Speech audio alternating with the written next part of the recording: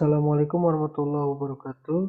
Izin memperkenalkan diri, nama saya Muslim Asidiki dari Prodi PJJ Manajemen. Saya ingin mempresentasikan tugas 2 manajemen rantai pasokan dari kelas MJ 103.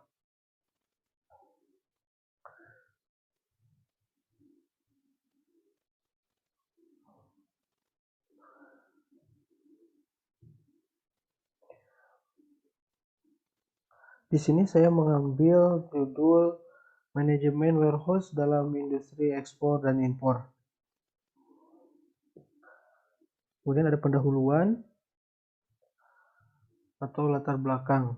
Warehouse atau pergudangan merupakan area yang berfungsi menyimpan barang untuk produksi atau hasil produksi dalam jumlah dan rentang waktu tertentu yang kemudian didistribusikan ke lokasi yang dituju berdasarkan permintaan.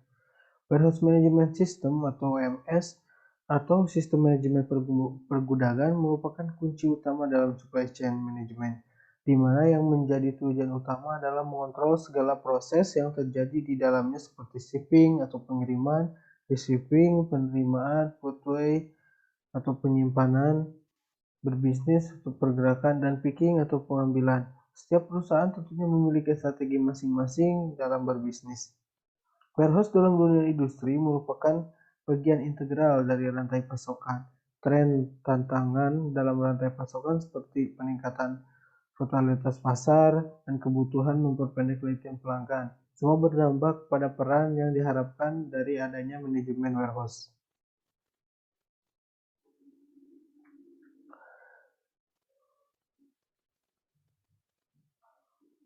Kenapa harus warehouse management?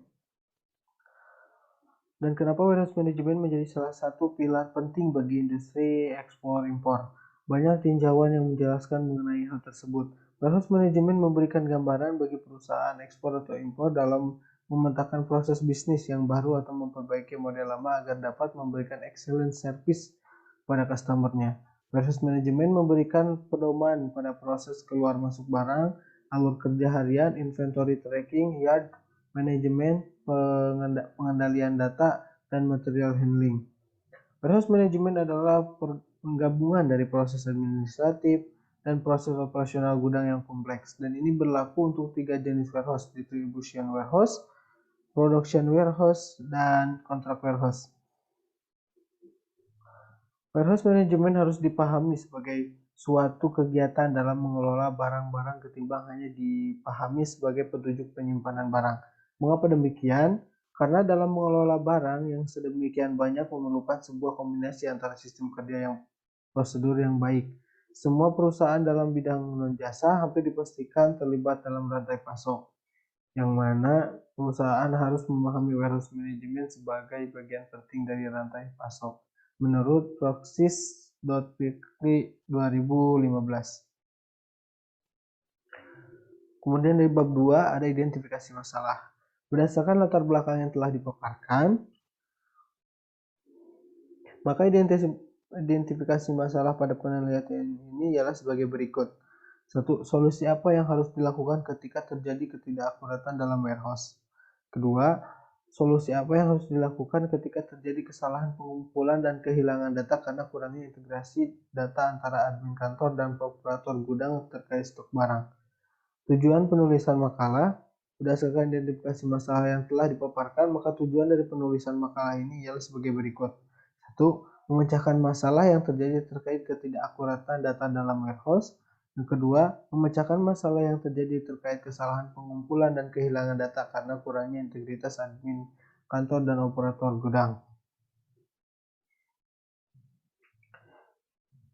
Kemudian bab 3 ada pembahasan.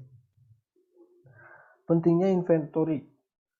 Untuk mengatasi masalah tersebut, masalah yang telah dipaparkan, yaitu pentingnya inventory management. Dalam sebuah perusahaan atau dalam dunia industri yang berfokus pada pembuatan produk, inventory management akan memegang peranan penting, sebab tanpa adanya pengolahan data stok yang jelas, maka data dalam stok warehouse akan terjadinya ketidaksesuaian ketika dilakukan pengecekan. Lalu apa yang dimaksud dengan inventory management itu?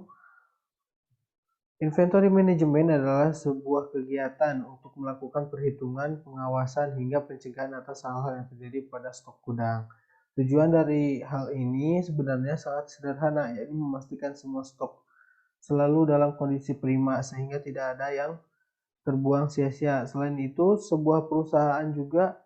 harus memastikan sebuah perusahaan juga harus memastikan stok selalu tersedia di gudang, sebab tidak terpakainya atau terbuangnya sebuah produk akan menyebabkan kerugian. Mungkin jika yang rusak hanya satu buah tidak masalah, namun bagaimana yang gagal produksi mencapai satu lusin atau bahkan satu lusin? Menurut paper blog Lutferi Andiawan 2019. Kemudian, berapa masalah yang biasanya melanda perusahaan apabila tidak melakukan inventory management dengan benar, yakni 1. Penyusutan produk. Masalah ini seringkali melanda para pemilik usaha adalah penyusutan produk.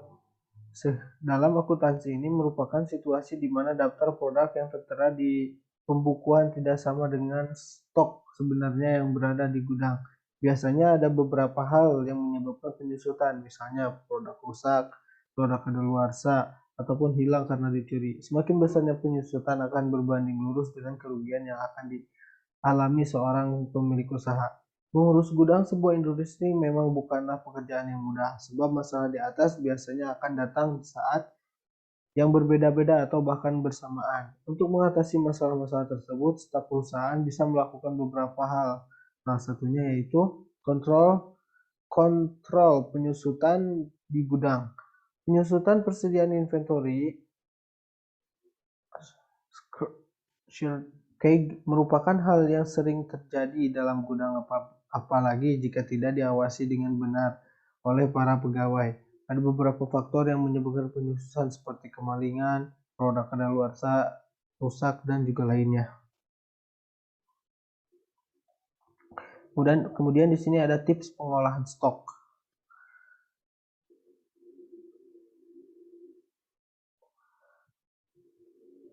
Kemudian di sini ada tips pengolahan stok. Proses panjang dilalui dalam melakukan inventory management, terlebih lagi dalam sebuah gudang perusahaan terdapat berbagai jenis produk dengan cara perawatan yang berbeda-beda pula, tergantung dari aktivitas bisnis sendiri. Inventory management dibagi ke dalam 4 tahapan, yaitu raw material, work in process, finished good, dan ML good, menurut paper blog yang ditulis Daniel Nugraha 2019.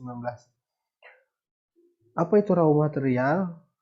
Raw material adalah bahan dasar yang dibeli sebuah perusahaan dari supplier untuk membuat produk yang akan dijual kepada klien. Peran raw material dalam sebuah perusahaan sangatlah vital. Tanpa adanya bahan mentah ini, perusahaan tidak bisa membuat produk untuk pelanggan. Akibatnya, arus kas menjadi bermasalah karena tidak adanya profit atau pemasukan yang terjadi dalam jangka waktu tertentu. Kemudian ada work in process. Tahapan kedua setelah raw material adalah work in process atau WIP, yang merupakan proses pembuatan bahan mentah menjadi produk jadi untuk dijual kepada konsumen. Ini bukanlah proses terakhir sebab masih dalam produksi yang memerlukan pemeriksaan final. Stok WIP inilah yang seringkali menjadi beban tersembunyi bagi banyak perusahaan manufaktur. Walaupun tidak terasa, namun semakin banyak WIP yang terkumpul pada jalur produksi, ini artinya semakin banyak stok yang tidak bisa dijual maupun dikembalikan kepada supplier. Kemudian ada finished good. Finished good ini adalah tahapan terakhir yang termasuk di dalam manajemen gudang. Pada tahap ini, produk sudah selesai dan bisa dijual kepada konsumen.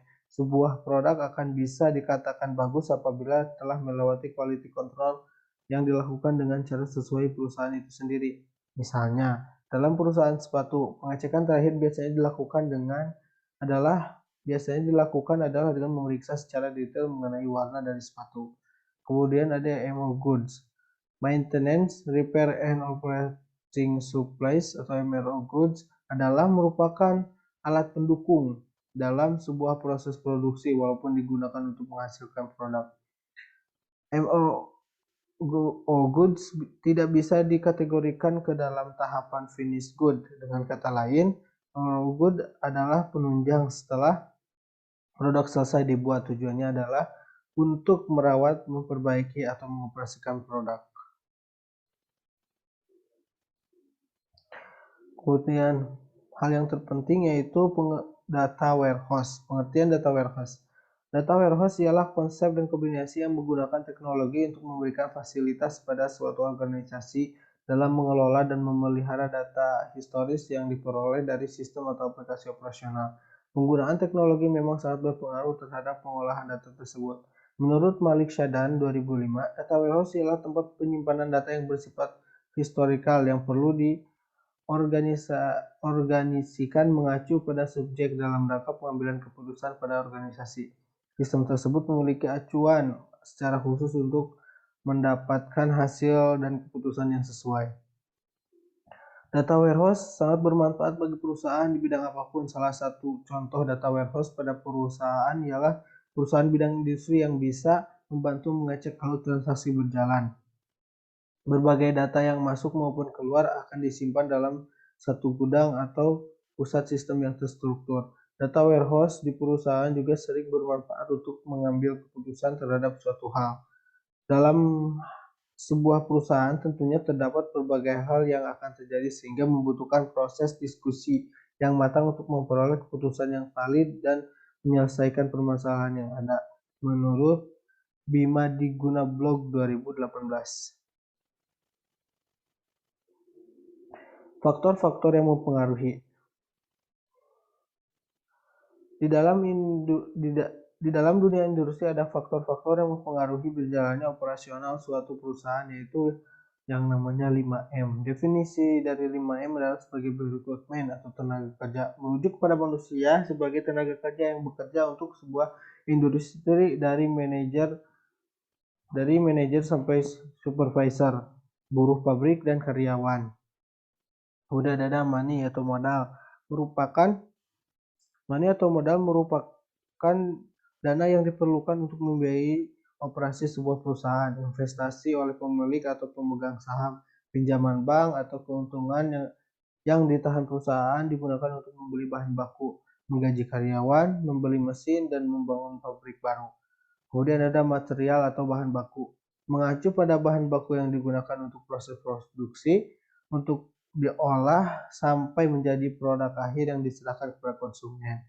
Kemudian ada machine atau mesin, merupakan pada mesin sebagai fasilitas atau alat penunjang kegiatan perusahaan baik operasional maupun non-operasional. Merupakan material juga, namun disebut material tidak langsung karena tidak diolah, namun digunakan untuk mengambil produksi. Kemudian ada metode, mengacu pada metode atau prosedur sebagai panduan pelaksanaan kegiatan perusahaan seperti mengambil keputusan, risiko, dan cara mengelola bisnis.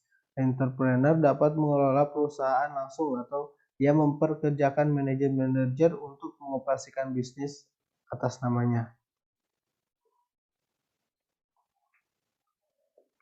Adapun faktor-faktor yang mempengaruhi dalam manajemen warehouse adalah dengan menerapkan metode 5R. 5R adalah suatu cara atau metode untuk mengatur atau mengelola tempat kerja menjadi tempat kerja yang lebih baik secara berkelanjutan. Penerapan 5R bertujuan untuk meningkatkan efisiensi dan kualitas di tempat kerja.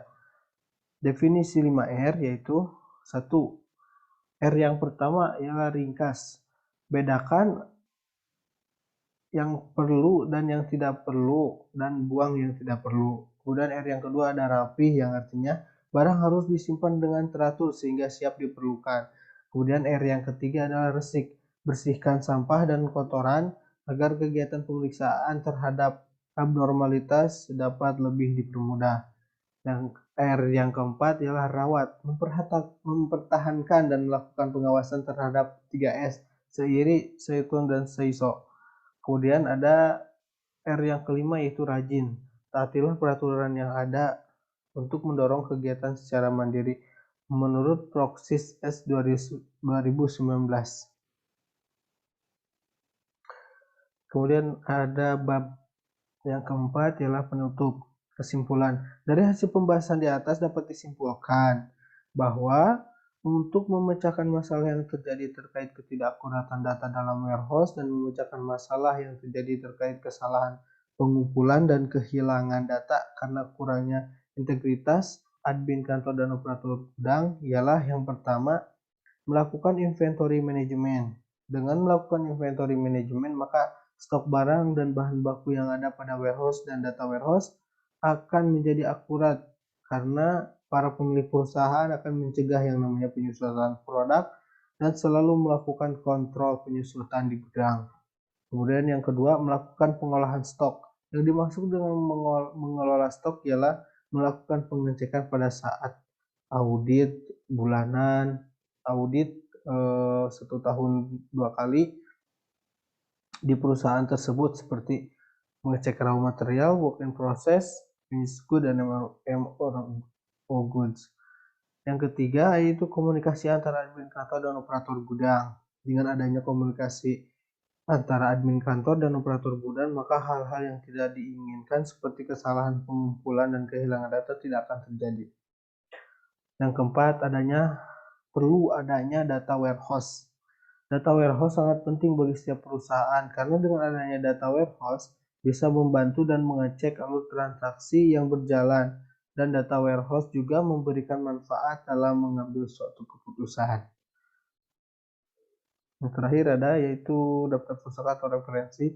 Saya mengambil referensi-referensi yang telah dibahas di atas, yaitu dari Proxys PQ 2015 tentang Warehouse Management System, paper blog yang ditulis Ferry Andiawan 2019 yaitu Inventory Management, paper blog yang ditulis Daniel Nugraha 2019 tentang selisih stok gudang, kemudian ada dari Bima Diguna Blog 2018 yaitu tentang data warehouse, dan Proxys S 2019 tentang istilah 5R.